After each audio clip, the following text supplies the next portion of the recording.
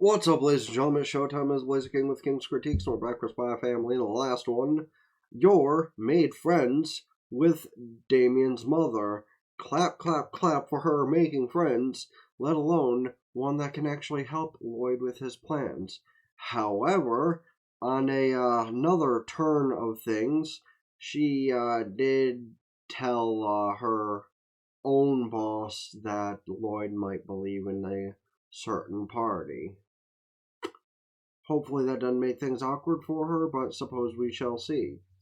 More episodes left in the season than I thought, but we're going to get cracking, and as usual, though, on that, let me know your thoughts on the season thus far, series thus far, or cap it till the end to leave your thoughts about, well, just whatever. Hit the like button, subscribe, let it run through the watch time, and let's get into it. You did say you'd return the favor, and that's what got misconstrued as cake somehow. I don't remember how exactly that happened, but again, she's 6. She might be a telepath, but she's still an idiot. Unfortunately. Because imagine if she had more than 2 brain cells to rub together. She would actually be extremely helpful. That one, she's reading his mind now and considering, wait, shit. I should have asked for that. No, he just said that's probably impossible, so it's probably better you didn't ask for that. But, get her brain thinking. Now she's asking for a lot. And, wonder how that'll go over. She wants to go to his house with her family. You might be asking for a lot, Anya. Granted, if it works, bonus points with Loid. But meanwhile, Damien and Becky are taking it a little bit in another direction. Again, fam, you're 6. Calm down. I'm sorry, did Becky just call her hussy? Where did she learn that language? Learning shipping and stuff is one thing. Even children have the internet. But to call her a hussy? Damn, that's wild. I think the last time I heard a fucking 6-year-old get called a hussy was Takapee. Is Anya gonna be a smartass and be like, actually, our mothers are friends now. Hoo-hoo. That is actually exactly what she is going to do. And you can't blame a dumbass child for trying to play the cards like that because they're a dumbass child. And honestly, this is one of the few times Anya rubs those 2 brain cells together. And Damien wasn't even aware of it. Well, it's true. Okay, that was only a year ago, dude. Calm down. Sorry, it's probably not wrong, though. Also, 2 of those things really are not that bad. I too feel very vomity when I ingest some kind of greenery I'm not well acquainted with. Taco Bell's ass lettuce. And, many adults sleep with something. Those of us that aren't lucky enough to sleep with another person either sleep with stuffed animals and or a pillow. Wink, wink, nudge, nudge. However, her mentioning that she didn't hear anything now makes him think in the other way of, oh, my mother doesn't even talk about me. Okay. And then he just sulks off. But, again, technically, things were said about him. His mother did bring him up. She did bring up the fact of what happened between him and Anya before, so not like Yor told her everything. No, my mother didn't even know who your mother was until she told her. For that kind of reason, probably. Chill, little girl. Chill. Shit, man. She needs something. A chill pill, I think, is the first thing. Fuck! Damn, Loid getting all kinds of attention. From coworkers, patients, and baddies alike. Granted, none of those baddies are prettier than you are. Like, most universes have their number one when it comes to, anime and the like, and, well, your is the number one, so Loid's already winning. Fiona and Sherwood, though, are not that much bad either. I mean, they're bad, but. Yes, his own personal stalker, speaking of Fiona. Meanwhile, Fiona's like, yeah, you have done very good here.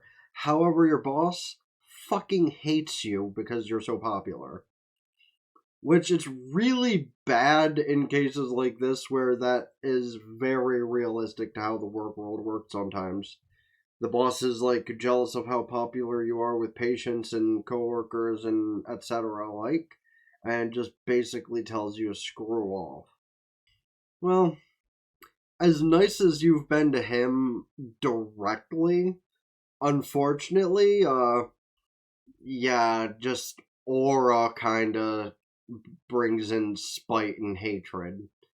That's, unfortunately how things go sometimes.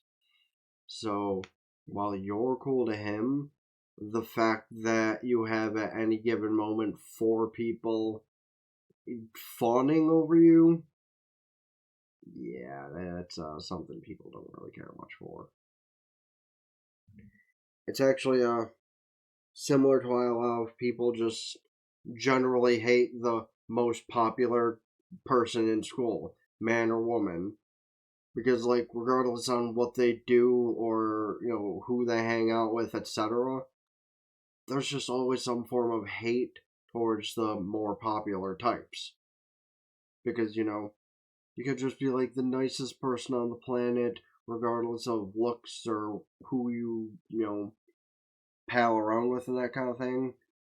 Jock, gamer, whatever. Just if you have aura, you have aura. And Loid has aura. And of course, that guy's the director is peering around the corner again with just a couple minutes worth of a conversation with Fiona.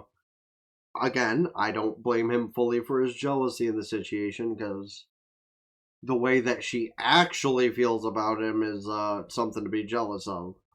Because it's not like a passing crush like the rest of the nurses and shit. She, well, to put it frankly, if she had her option, she would be bouncing on it crazy style, dial, all the time. Yeah, no, I can't even blame him, like I said. However, she's enough of a professional, she might degrade herself to doing one of those things where she flirts with him so she can get more intel, or to try and push, the important people onto Loid for the sake of the job. She is enough of a professional to do that, even if it involves degrading herself a little bit to like dedicate her time to the director. Maybe not anything extreme, but just give him enough attention to where it might help. Yeah, because he was probably told that started a half hour later due to dick fuck. Oh, he knew better. He just still showed up late just to please that asshole. Okay, but to be fair, Mr. Director, when you're late, you're the director. You're the lead, the head, the one who's supposed to be on time. So of course they're gonna, make fun of you for being late. Because if you're supposed to be there as like the guy in charge, because shit can't start till you get there. So of course people are gonna like make fun of you and be pissed off. It's the same thing with any job. When there's a staff meeting, especially one of those that could have been an email, if the boss is late, people are gonna gripe. And I've heard enough about that kind of thing, yeah, from other people. Is this man really gonna be so juvenile as to spill hot coffee on Loid? The look on Loid's face as he was even expecting that to happen. Because that's literally the most juvenile shit that I could think of for somebody to do to somebody that they don't like. Because, again, it's a repeated topic. Bowling for Soup had it right for 20 years. Fuck, it's been longer than 20 years since that song came out, hasn't it? God, I'm old. Okay, well, at least that's like a little more thought put into it than just spilling it on him. He even knows that that's the kind of bullshit he's pulling. He's not even a psychic like his child, but he knows. Okay, sure. Whatever, little child, if you think you can be more motivated from your therapist having to take a dump, go for it. Yeah. Yeah. You're kind of losing all ends there, buddy. I think the worst part is if he gets so pissed off he quits, who's next in line for his job? Probably Loid. Man doing what he can to humiliate himself just a little bit, and it fails every time. He's doing everything he can to make that guy less pissed off at him, and it just is not going well. Man even makes a fake note from Loid to give to Fiona, and she's looking at it with such disgust, knowing it's a forged note. Like, the man is really trying all those fucking high school level tricks, and it is not working out at all. So yeah, he's just gonna quit, and the job's gonna go to Loid. Meanwhile, again, she knows it's complete bullshit, but even for 2 seconds, she had the thought of, maybe, yeah, no, I know, I know that is not real. She's gonna hurt that man first chance she gets for this bullshit. Like, she's gonna be a professional, but she's gonna do what she can to, Yeah, just her immediate thought, I want to kill him. Can I please kill him? Can we just, like, pass it off as an accident? You can take his job and then there's no problems? Okay, well, you're correct. You're lying to them. Which is an insane way to put that sentence. But, damn. To do that kind of thing is insane. Meanwhile, Loid and Fiona are both going to be aware of what's going on and do everything in their power to shift blame somehow. So what has he done? Shit, I also didn't think that far ahead as to what lie I was going to tell you. And then they're probably going to arrest him for making a false report. Oops. So he's going to try to half-ass a lie. You think he keeps any of his spy work at work? You're an idiot. What good spy would leave his shit at work? You know, fake work. Meanwhile, he's probably well aware of what kind of people are there. See, he probably knew the whole time, so he probably has his own bullshit about to happen. Or maybe he is genuinely shocked. Meanwhile, this man, like, accidentally did something successful, but it's probably going to blow up in his face. Yeah, he 100% knows what's going on. Yeah, of course, this is part of his group of people. Of course it's Fuzzy. Yeah, of course these people are his group of people. Fuck else. So Loid knew he was going to pull some bullshit like this and asked Fuzzy to do it the previous day. Meanwhile, Fiona was like, put this on. Don't have time to explain. Put it on. Meanwhile, Fiona reasoning with him to, like, don't make this seem like this is just a joke. Just play along and we'll release you later after we get that guy arrested for falsifying bullshit. Because they could probably figure a way to do that. Yeah, no, they're not even going to bother to leave the building with him. They're going to just sell that guy out to begin with. And, well, whoever gets him fired, right? Man really is not good about keeping his own secrets, is he? He literally just said, well, I thought with the way you just so easily won everybody in the place over that you're a spy.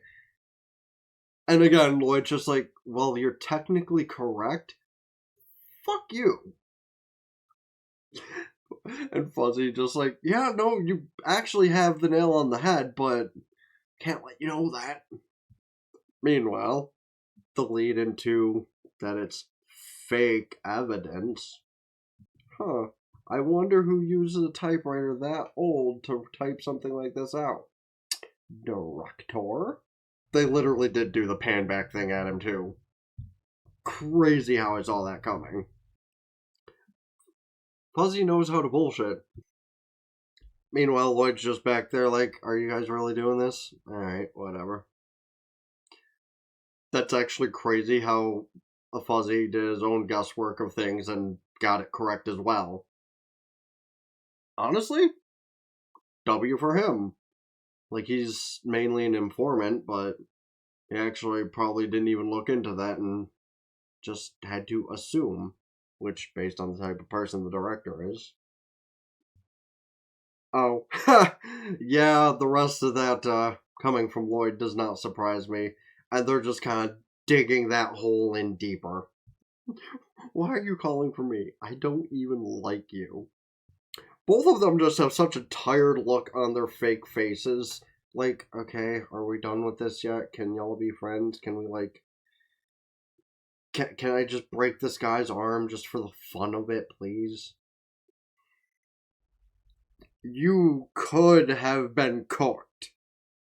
Remember that. Again, everyone questions this one. How the fuck is that one 7? Like, that child is 7 years old. And I brought this up before, that I had a friend growing up who, when he was probably 7, probably is the height I am now and have been for most of my life, which I know is sad and pathetic, but that also explains the rapid growth this man had. Like, shit. He was 6'1" by the time he was 15. The fuck? Okay, while the whole dramatization she has going on here is the most ridiculous thing that could be running through a 6-year-old's mind, I will say one thing. Imagine if more people got fired for being ugly on the inside or expelled from a school for being terrible people. The landscape of things would be changed drastically. For the better? For the worse? Well, suppose your perspective on that tells a lot. I half jest, but also... Okay. Saying he's not Nuggo on the inside, he's just a shithead, is the craziest thing. Again, coming from a 6-year-old, that makes it even funnier, though. Like, I might have called someone a shithead when I was 6, but most 6-year-olds should not know to call somebody a shithead. And then you throw something at his head, unwarranted. Yeah, honestly, that's like the same face a toddler would make, which is why I continuously say that, babies are just extremely ugly. Like, I understand the parent effect of, like, they're your kids, so they're, cute or whatever. But now, that's the face a toddler would make, and that is indeed ugly. So instead, he just decks her with the ball of paper. He actually bought her cakes to give to her for owing her for the handkerchief thing the other day. And honestly, this is one of those times I will say, like, regardless on those 2 brain cells she has barely working together half the time, I do miss being a kid, man. It was so easy to, like, make friends or at least be forgiven for doing or saying something stupid. I miss being young. Being old sucks. You don't got many friends you can hang out with for extended periods of time or even, like, have the ability to make new friends easily. It's just a very unfortunate time. Though I say that, I at least do have a friend who can, like, hook me up with some stuff when I don't have the availability to go to places to get some stuff. And his dumbass friend saw the cakes and now Acorn Head wants some. You fucks. Because now Damien can't be like, no, actually, these are... Shit. I don't like that kid's head. Like, it also looks like a nut of some kind. Maybe not an acorn like the other kid's head, but it definitely looks like something. Maybe more like a Dorito. Who the fuck are you? Anya and her peanuts. She is such a simple child.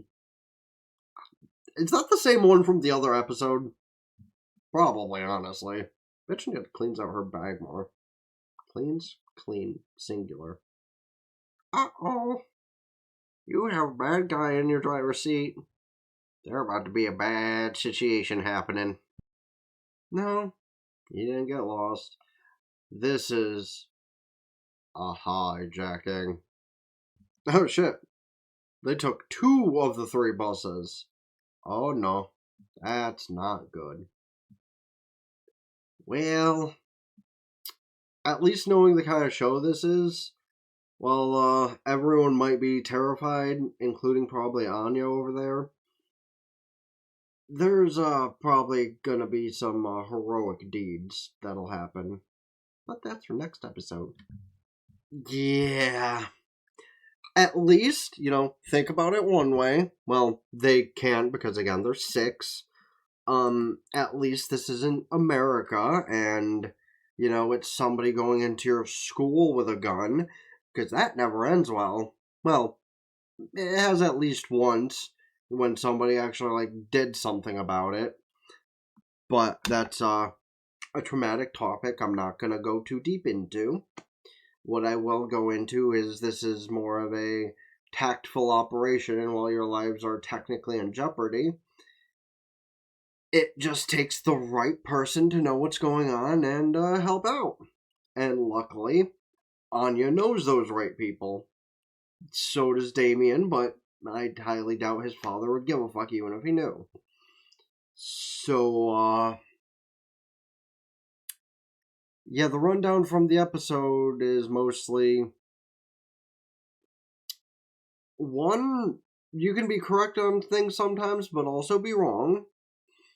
And 2, well, for the sake of the teacher, I guess, this perspective is from, if you're on a group trip with a bunch of people, whether it be, a school thing or a work thing or something like that, if somebody, okay, let me rephrase that. If you go off course, and then when you go off course, the door opens up to somebody who's not supposed to be on that bus, you, as the one who has the higher ground, so to speak, should make sure the ones trying to get on the bus aren't allowed by any means necessary.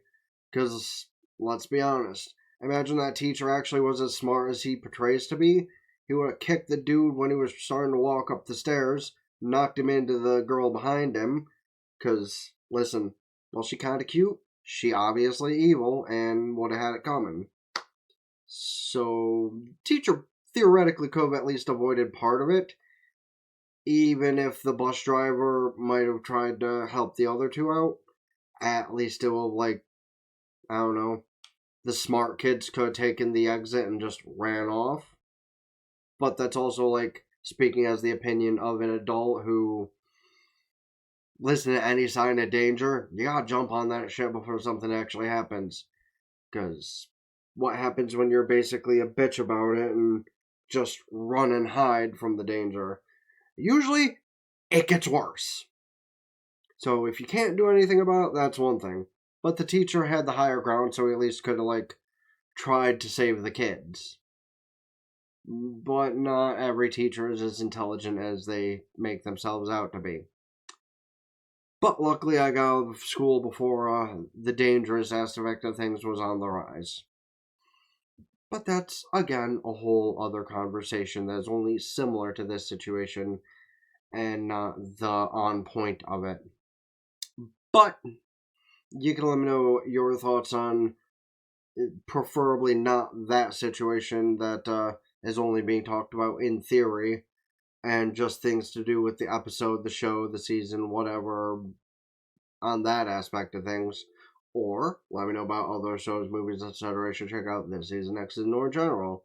Hit the like button, subscribe to the other things, ring bells like Facebook, follow, Twitter, Blue Sky, TikTok, Patreon, and Twitch. Of course, subscribe there for benefits. Can just Twitch Prime for free. Thanks to the patrons that are already subscribed over there, where you get the full versions of stuff I upload here.